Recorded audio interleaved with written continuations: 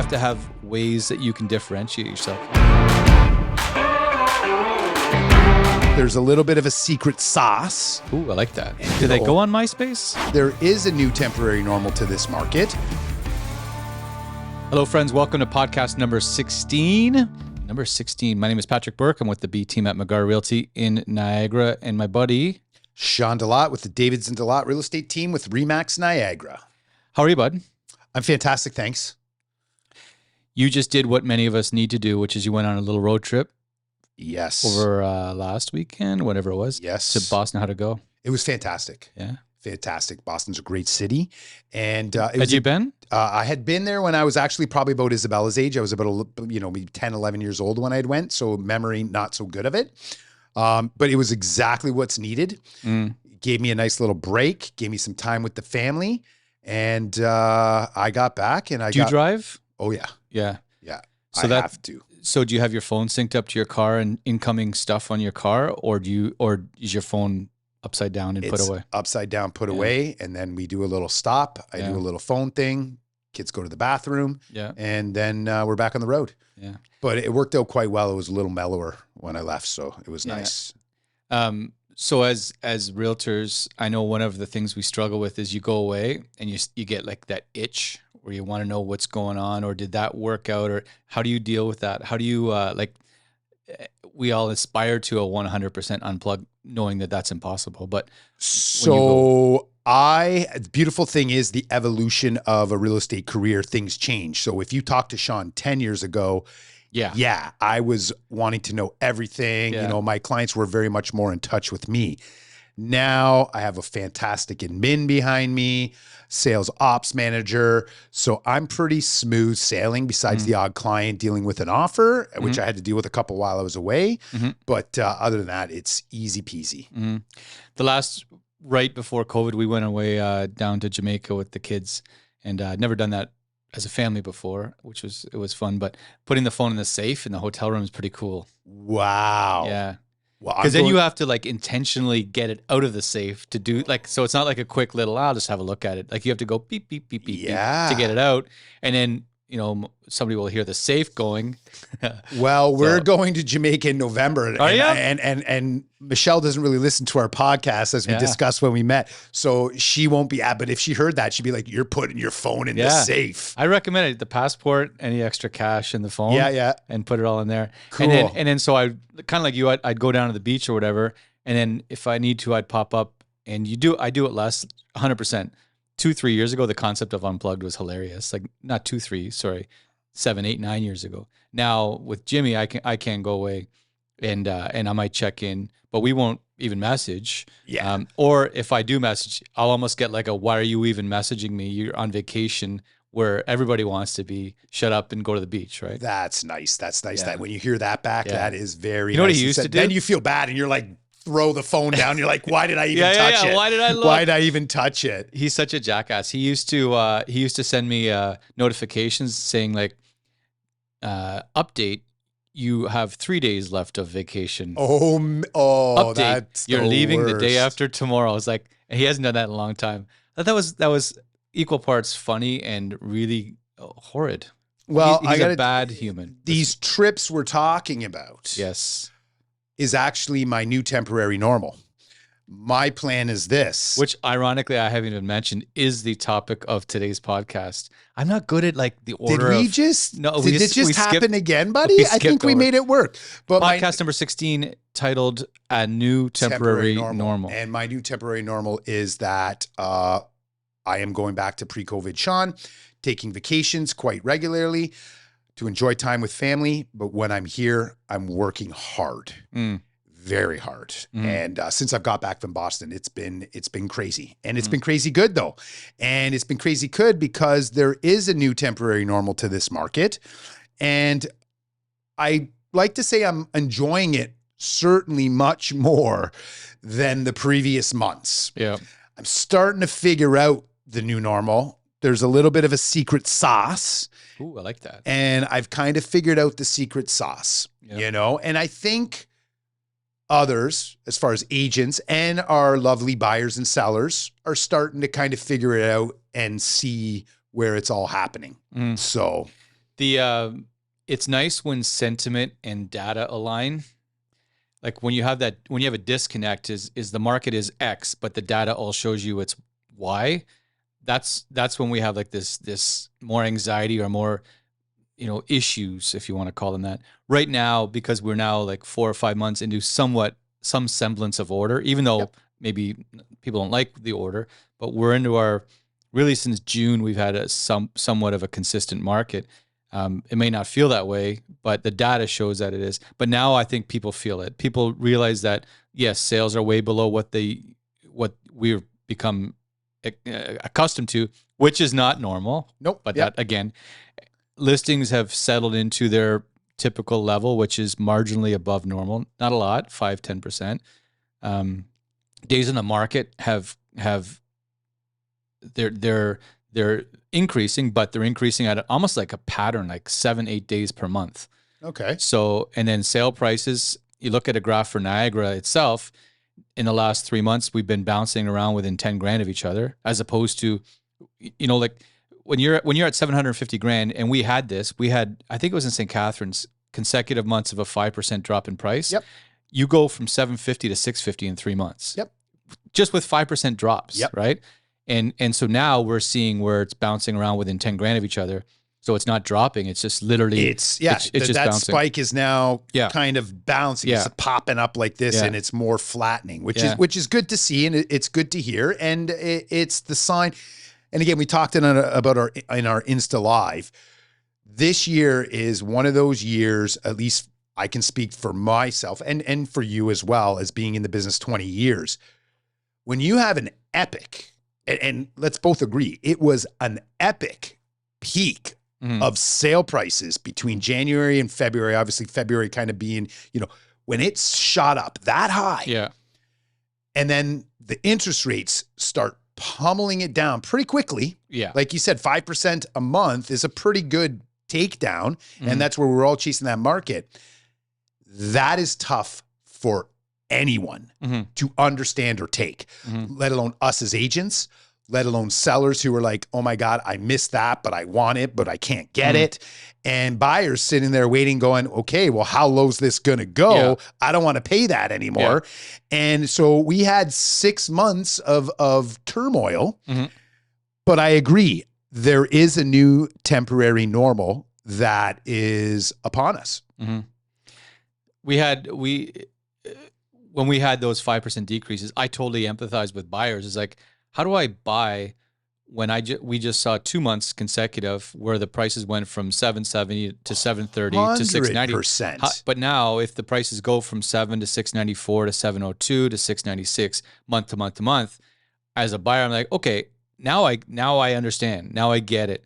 And going back, like I use the word turbulence. Like if you're on an airplane, earlier this year was crazy turbulence. Seatbelt sign was on. Oh yeah, you were holding on, and you were holding on for your life. And now we're at that point where that feeling where the seatbelt signs are on, but it's leveled out. Yeah. And everybody's a little bit uncomfortable. Everybody's a little bit stressed. People are like, "Are you okay, Zoe?" to their little kid beside them. And meanwhile, I don't know about your kid. My kids love turbulence. They think it's hilarious. Yeah. But now we're at that point where the seatbelt sign light's close to coming off because we are in this new altitude, but at least the air is more predictable. Yep. And the light's still on, but I think, if we see this 0.5% increase in rate, now the overnight's at 375, which they've always said, I swear, maybe I made it up in my head. I thought they said that it was going to be at like 4 by the end of the year, which would make sense because then November they do 0.25 and then they're at 4% by the end of 2022. Because I don't think they meet in December, if I'm not mistaken. No, yeah. So if that sort of leveling off, where if they said, look, the overnight rate's now at 4%, they're never going to say it. We said this earlier this year. Like if only they would say what's going to happen. They're never going to say it instead of posturing. But imagine if we get into January and February and the rates hold, and that's just where they are. Again, then as a buyer or as a seller, then I can operate within that. 100%. I might not like it as much. Of course, you don't like it as much as 2% 5-year fixed, but at least I know where it's at, and I can buy with some feeling of safety. 100% on that, and that's the thing where I feel now with this only being a 0.5, like a 50 basis point hike, they're feeling a little more confidence. I've also heard rumblings that economists are actually finally throwing back and saying, okay, guys, like there is now actually a little bit of fire going that way that, hey, this has kind of got to stop. This is, so that's a positive sign. And they are kind of leading us to believe, yes, there will be some other rate hikes, but they'll be incremental, 0.25. So it won't affect the market near as much as it has. Yeah. And hence why when we talk about that kind of balancing, and they've also stated that, you know, the bottom we should see come this winter. And I truly think we're kind of getting there. Now are the sellers getting there? I think some of them definitely are. Anyone who's kind of been thinking of selling in the past month or coming to the table now is definitely kind of wrapping their head around pricing. Yeah. But there still is some who've been listed for 3-4 months that, you know, and again, they're living this market. They've lived it for 3-4 months. I scratch my head sometimes how they haven't waved the white flag and kind like of days in the market, like yeah, 122 like or whatever. 122 days. It's like wave the white flag, man. It's over. Yeah. But they got to accept the new temporary normal. And why we call this a new temporary normal is because I think you and I can both say we're fairly confident that within the next year to 2 years, prices will start rising again. Here's why I don't like to use the word guarantee. Rockstar Energy. Watch out. Things just got dialed up. Here's where I can kind of with certainty say that things are going to improve is because we just had this is the 5th consecutive months with the number of homes sold being 35, 40, 45%. In some areas of Niagara, 50, 55% below the 10-year norm. That's atypical. When you go back and you see, 422 sales, and you go back 20 years, and the lowest month before that was 590 or 620. Like when we're like massively below the lowest ever, of course that's going to change. This is a temporary normal right now because of, like you said, there's always a lag. Like you go back to January, February, March when we saw the spikes. I don't know about your office, but you could sit in the office every 33 seconds. You heard an agent go, "Holy crap! Did you see what 123 Main Street got?" Right? Yeah. We were seeing these, and so if it took us all these months to get our heads wrapped around it, how do we expect a seller or a buyer? So there's a lag in like understanding or acceptance or in getting what's going on, right? Absolutely. And I think it's the progression though and the evolution of those people who were in it right at that moment. But now moving forward, people are walking in fresh. And they knew the spike happened, but they know it's over. Yeah. But they're also looking at the prices of the houses out there now going, ooh, that's attractive. That's interesting. Yeah. And like I showed a house last night and, country property needed some work, but it was priced fairly reasonable. And they asked me what their house was worth. And I told them what their house was worth. And, it was less than I had talked to them a year and a half ago. Mm-hmm. But they were understanding. They thought it was fantastic. Dude, no word of a lie. I had the exact same conversation with a couple yesterday. Yeah, because they've been humming and hawing about moving for about 2 years. Yep. So I'll check in with them. They check in with me. Hey, just curious. What do you think we're at now? And I'd be like, you're probably 8.25. Hey, just curious. I'll send you a report for 2 years. So they've seen everything, right? Yeah. They've seen their house go up, kind of down, and then doing all that. The number I shared with them yesterday, you have to have the courage of your convictions to speak the truth. Yep. It's like a doctor coming in and they looked at your x-ray and they know it's bad news. And you're like, so what is it, doc? And like, well, it's pretty good. And they make something up because they don't want to tell you what it is. Right. So I think people want the truth. So I said, realistically, this is where you guys are at now. And they said, okay, we figured that. Yeah. And the mistake made, I think people make, whether it's sellers, buyers, or agents, otherwise, is they say what they want or they say what they think somebody else wants to hear, and then that listing goes up for $770 instead of $699, and then like you said earlier, it just builds up stale bread on the shelves. It's dreams of grandeur are no good for anybody, and again, that's part of the new temporary normal. Well, that's not good at any point, anyways. But part of the new temporary normal is being very realistic Mm-hmm. and being very honest with the people, because you have an option. Mm-hmm. You can either engage in this market, or you can just tap out and kind of wait Yeah. till you get to a point where you feel you want to. Yeah. But the most important thing is everything is relative. So if you were a person who owns a home and you're thinking of selling and buying, Yeah. it doesn't make a difference what market you're in. It's all Some markets you're actually in a better spot right now than you were 5 months ago. 100%. If you're selling and you're moving up, some of those houses for $1.3 million that all of a sudden are getting 980, or some in the condo market, we've seen some the 2-bedroom like the Towering Heights kind of stuff, even the newer stuff, the Martindale and Scott Street kind of stuff. Yeah, that's actually done better than the detached home that they're like. If you're in, we sold a house to a younger couple. They're in a Towering Heights building. I think I mentioned this before. They actually did better now than they would have done 6 months ago, because the house they wanted to buy wasn't 880, right?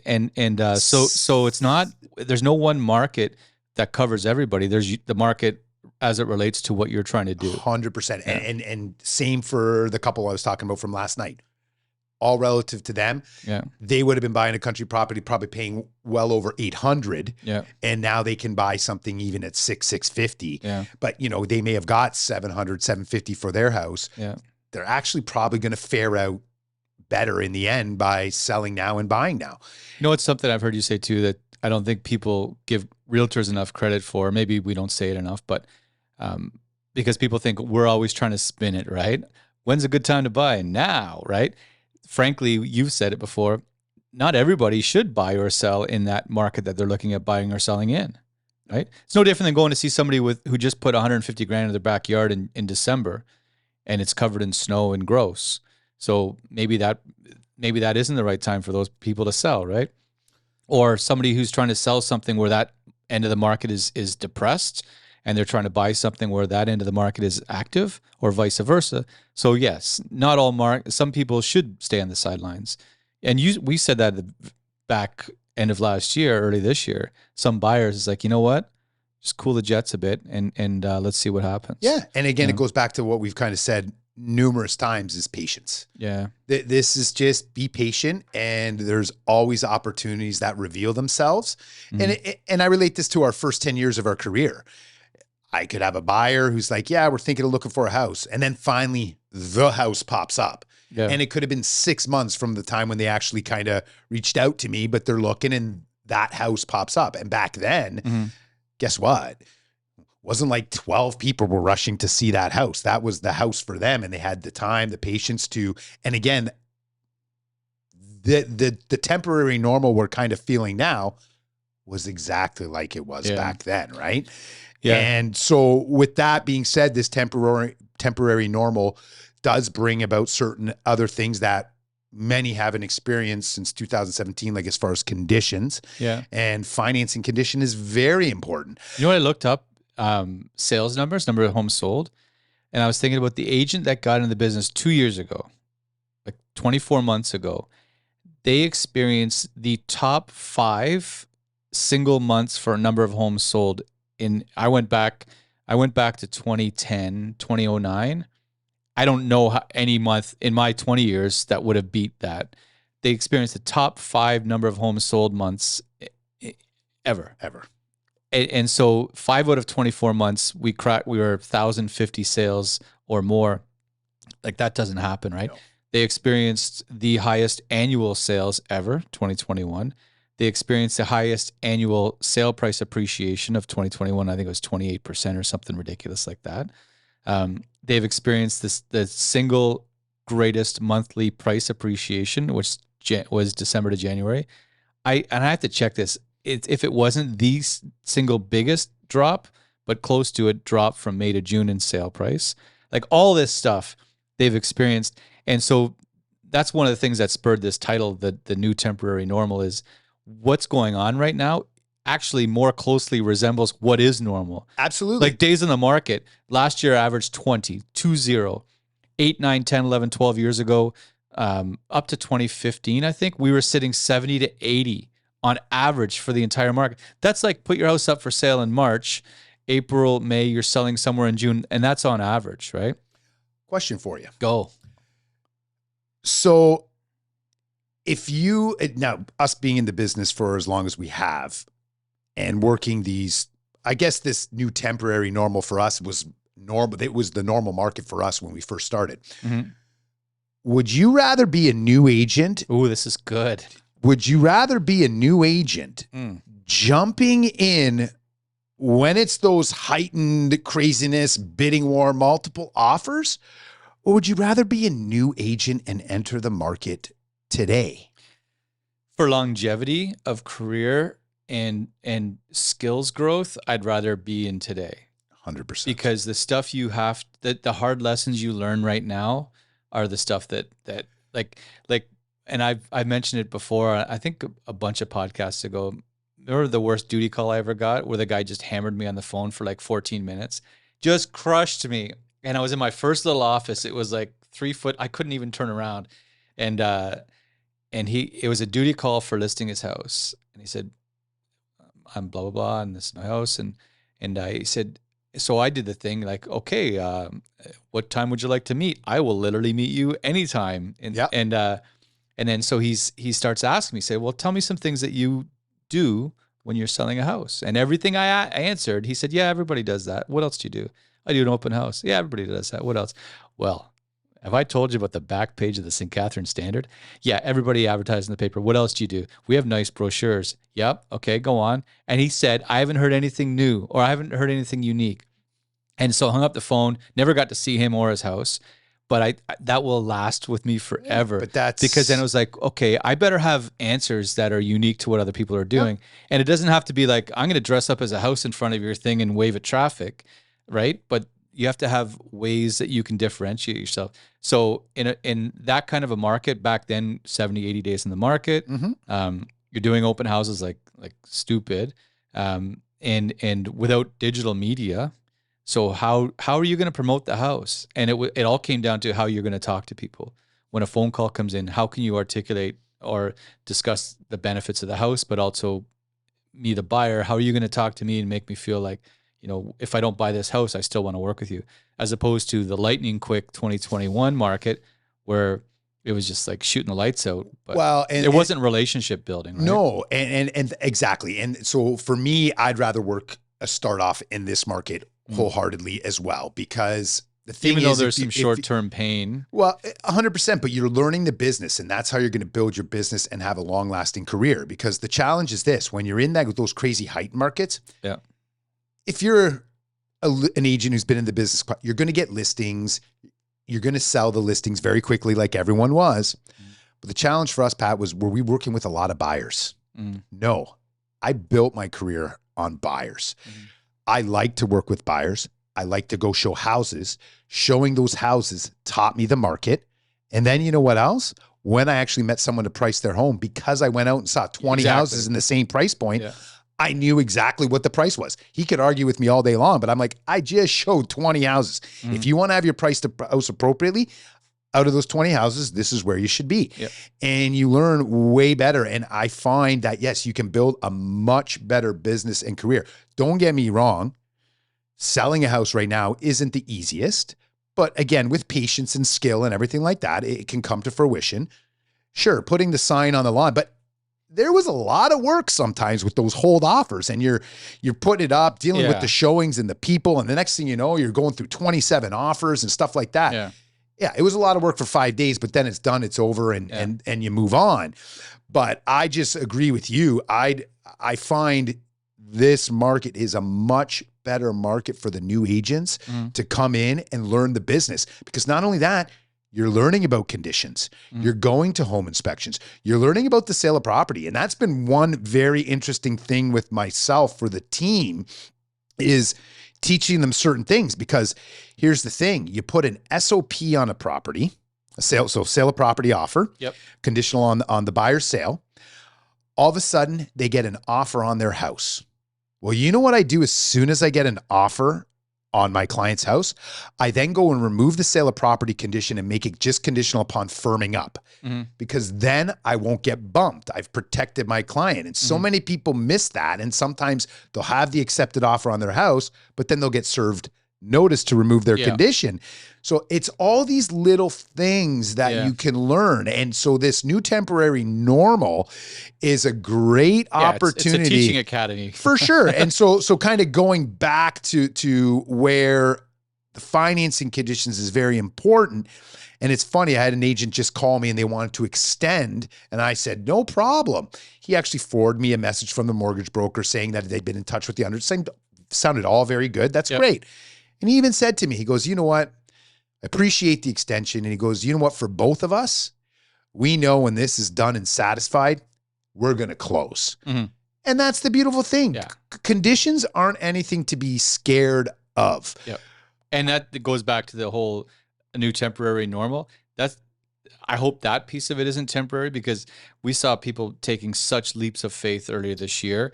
And I personally had a few clients that after the fact had issues at a house that I know a home inspection would have covered. But if you wanted to buy a house in that market, you flat out couldn't do a condition. You weren't able to do it. And that was an unfortunate reality of that time. But that the idea of conditions, I don't think it is now, but that adjustment period when sale or property offer, so somebody wants to buy your house, they have a condition on selling their house, because they can't buy it and own two properties. That's right. And with those sale of property offers comes caution. Right. We saw a bunch of closures in August and September from deals that were done back in June, because they bought a house in June, no conditions. Hedging their bets. And June is when everything changed. And then they put their house up for sale and went, holy crap, the market I bought in is gone. What is this market?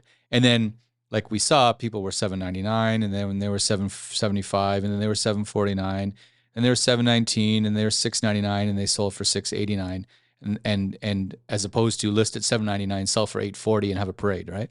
So, the condition inclusion, especially the financing thing, I'm fine with it, because once the deal is done, and I know they've done that, and they need, like you said, they need 2 days to get all the T's crossed. Cross those T's, man, because I don't want you to come back to me and say, and when we talk when we talk the new temporary normal, well, this was a normal market for you and I for at least the first decade of our where careers. We're at right now. Yes. Yeah. Very, but the reason we call it the new temporary normal is because, we experienced pretty much since 2017 a completely different market. And that market will come back again.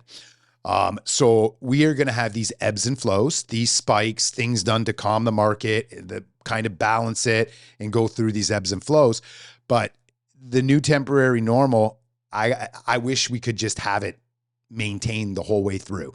Like, I think next year, the way 2023 will be, I wished every year following that for the rest of our lives could be that way. But again, and this is the problem with recency bias in people is last year we had 10,000 sales. 2016, we had 9,100 sales, 80 something hundred sales.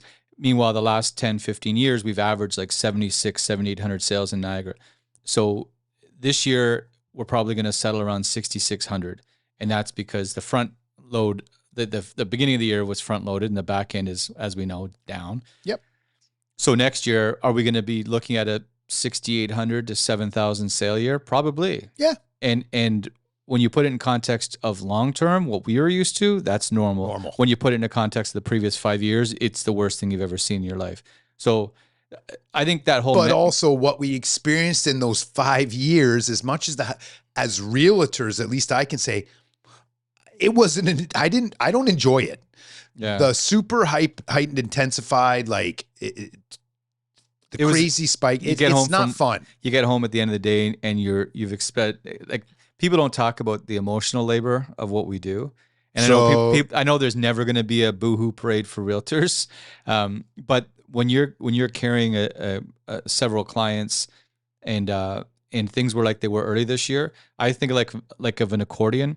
And right now the timeline trajectory is wide, right? Like if things take 50, 60, 70 days, that might be on this day, we do something with that listing or have this call and maybe 2 days, nothing happens. Back earlier this year, it was 70 days worth of things condensed into 7 days, because there's the pre-listing stuff, the pre-marketing. You're on the market. You're getting 19 showings requests per day. You get all these truckload of offers. You get people at you from every angle. Why didn't I offer this? You know, you have just this, like, imagine standing in the middle of a really noisy room where everybody's shouting at each other, but you're in the middle of it and everybody's shouting at you, right? And then on the side, you have a seller looking at you with tears in their eyes because they're trying to figure out what do we do? What do we do? Even though they're excited, I saw sellers getting money they never dreamt of, but equally as stressed as they could be because it was so knife edge, right? Absolutely. And that's the thing too, is there was times I was going home so excited for that client who just got more money than they ever imagined. But then on the other side, I'm thinking, oh my goodness, I am never going to get a buyer a house again. I'm going to focus on getting listings because I know, and for us as local agents, we work with us as even local agents and local buyers can't fathom when the market does those spikes, you know? So it was a ride. It was. But, So, you know, with that becomes, you know, there's a little more increased stress, anxieties, which you kind of talked about for buyers, sellers, everybody, because like you it's said, just too, it's just in a different shape, right? Because even too, you hit the nail right on the head when you were talking about buyers and for, you know, June, July, August, going down 5% every month. It's like, why would I buy a house right now? I'm going to wait till it goes down. But also too, the point was this, well, the rates are going to go up again too. You lock in at this rate, it's going to be the same. Yeah. Right. And again, we know what we know and we can tell other people, but they need hard facts or they need to see something, right? So we can say, hey, don't worry, in 2024, your house is going to be worth more. Yeah, but this is not 2024. Yeah. This is 2022. Yeah. And it's all I'm seeing is prices going down. Yeah. So how do I know? Like, okay, so let's do time for me to question you, Mr. Delot. Okay. Where were you on the, no.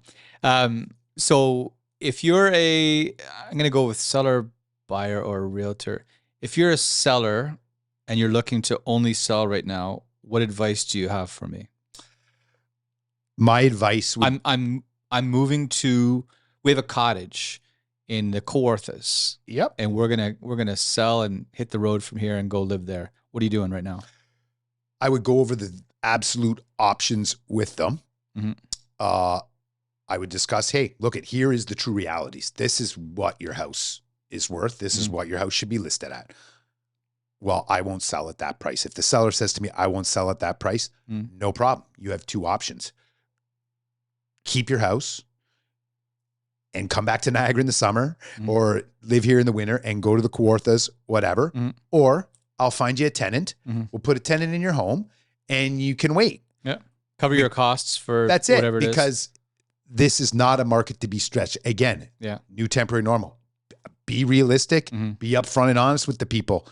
Don't give them dreams of grandeur and say, hey, okay, yeah, dangle the carrot to them to get their listing, because you're just wasting your time, you're wasting their time. And again, that's where that increased stress and anxiety comes in, because you're going home, they called you up like, what's going on? Why isn't the house selling? It's just not a fun experience. So those would be the kind of options I would give them. If it's a seller just who wants to cash out. Know your numbers, right? Know your numbers. And if you're cool with the price, and the honest truth is, a lot of people, especially someone who's moving to the Kawarthas, and if they've owned their house for 20 years, it is what it is, Sean. Put it up. Let's go. I'm still making and that's that one ton of... That's that one, like, value for money versus life exchange, right? It's like, yes, we're getting less, but I also want to get on with my life. Yep. I want to go to this place. And so if I leave X on the table, the exchange of value is me enjoying, I'm up in the Kawarthas. But the funny thing is too, they're getting less from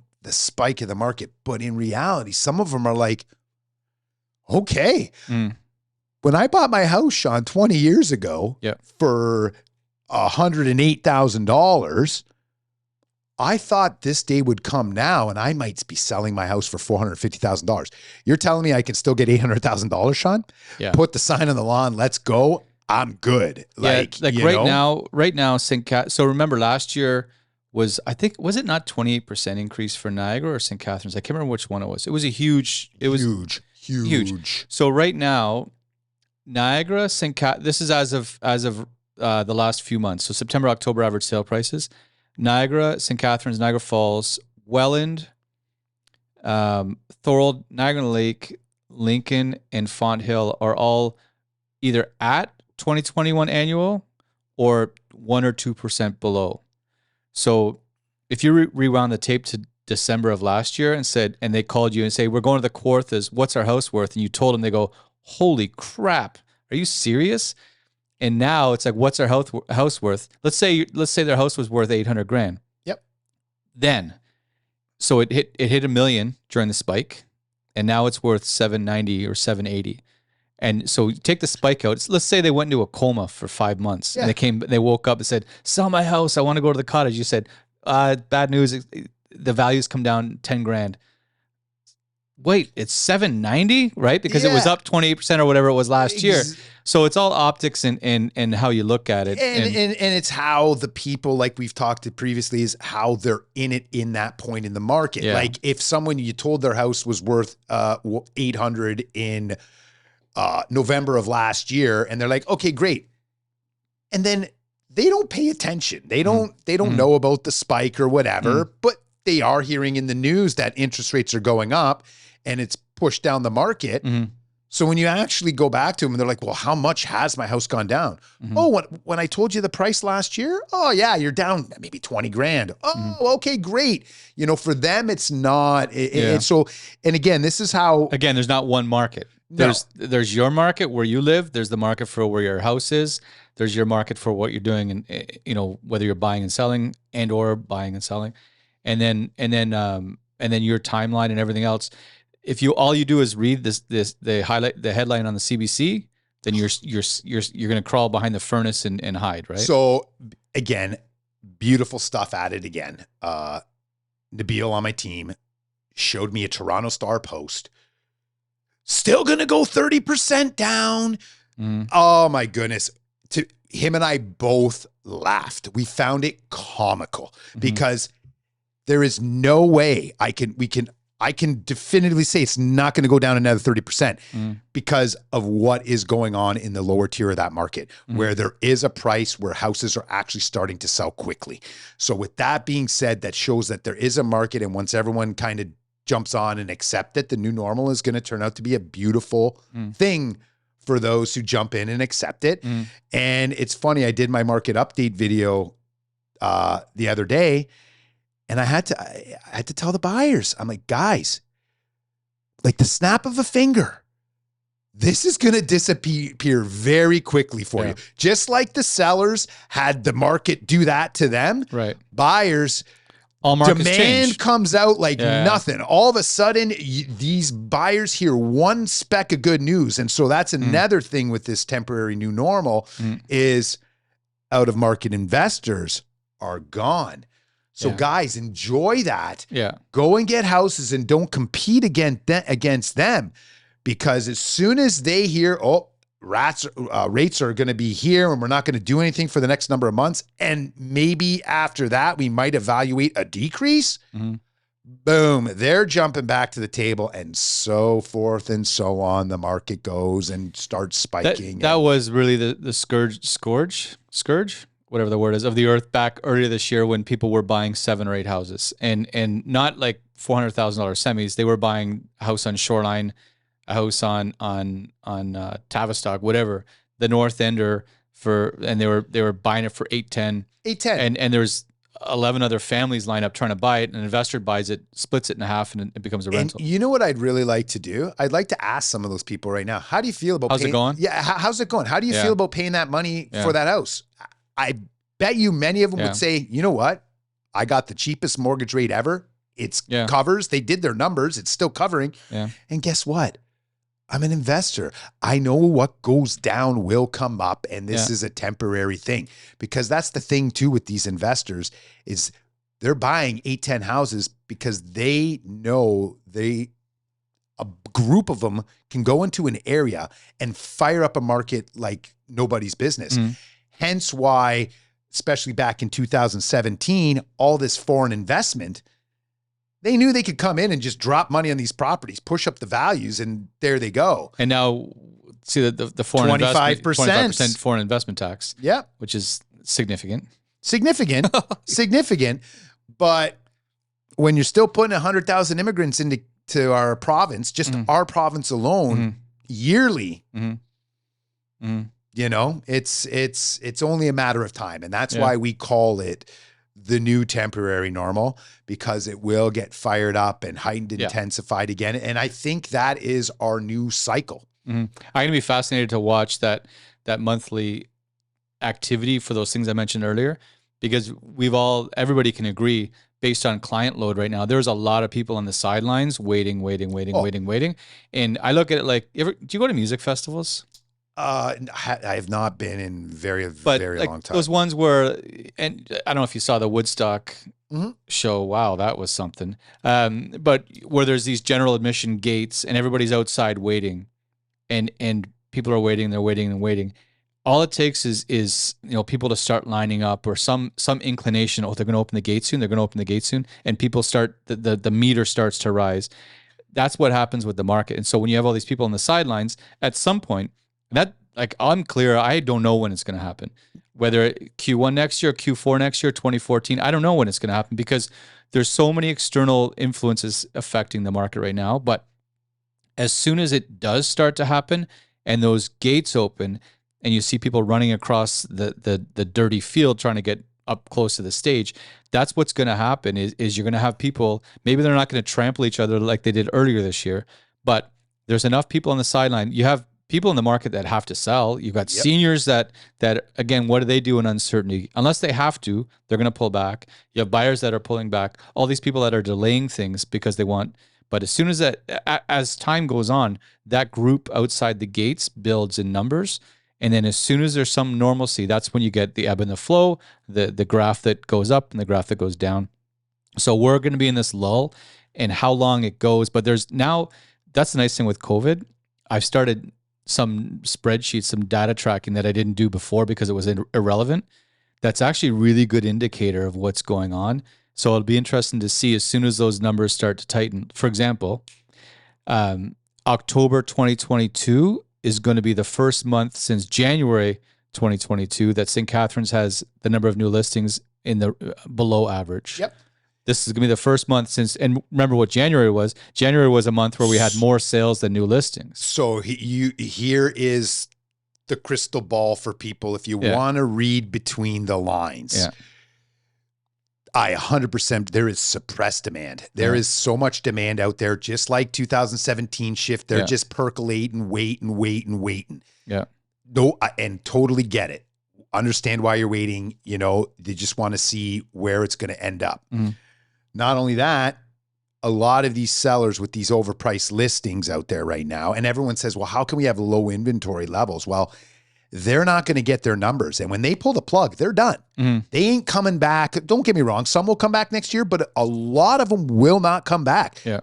They just tap out. They're like, okay, I'm going to live in my house again. They're emotionally exhausted. Exactly. Yeah. And they won't think of selling for another 3-5 years. So you're already saying listing levels as far as October are lower. Now we are in winter, but winter's always lower. Sales inventory numbers have increased. They're still negative 30% below normal, but they're not negative 47% below normal. So even if there's a marginal movement. So 3 factors: demand suppressed, sales marginally improving, inventory going down. That is the movement of where the future is going to go, in the sense that the market is going to start finding its footing. So that's why we call this the new temporary normal. Listen, we could talk forever, and like Spotify will call us and say, dude, we can't upload a 9-hour podcast. So true. We should wrap this up. Yeah, we will. But I have all these notes here, and I didn't even look at them. But I looked at my computer, so I did cheat a little bit. No problem. This is good. I think we should circle back to this in like February, March, this same thing, and see where these numbers and these trends that we expect. Absolutely. See what shakes out. If only one of us could remember to do that. I know. The truth is we will both forget, but I do think we should look back at some of our previous podcasts of what we've said, and then put the crystal ball on the table and say, okay, back in March 2022, we said this. Back in July 2022, we said this. Let's see if the crystal ball reveals this is where we're at today. Yeah. Hey, we were right. We were wrong. And you know what? Like we've always said, this is our opinion. We're not saying we're the end all be all with the answers, but we are sharing some outside knowledge that isn't being expressed within the media and different things like that. Like, it is important to know for people, especially people buying now, there is a lot of demand and there is more buyers going to come and competition is coming. And not only that, inventory levels will shrink again. So this new temporary normal, I'm going to end it with this, is actually not a bad thing. For many of you, get out there and start doing some business, because once that market gets heightened and intensified, selling, yes, getting the big bucks, but having to go and buy and spend the big bucks is very, very tough. The speed of change is more intense than it's ever been. Absolutely. Right? Yeah. Absolutely. Guys, thank you so much for joining us for podcast number 16. This is your Niagara Real Estate Podcast. If you haven't, we do an Instagram, if you haven't checked it, we do an Instagram live the last Friday of every month at 9:30 a.m. where we dig into this stuff as well. Please subscribe wherever you listen to your podcasts, whether that's Spotify, Apple, or I don't actually know another place that podcasts go. Do they go on MySpace? Don't even know. I don't, is MySpace still a thing? Jimmy Broderick, he always talks about MySpace. He references that he heads up our MySpace department at our office. There you go. He's the MySpace master. Yeah. All right. Thanks, guys, for joining us. Stay tuned. See you. Bye. Bye.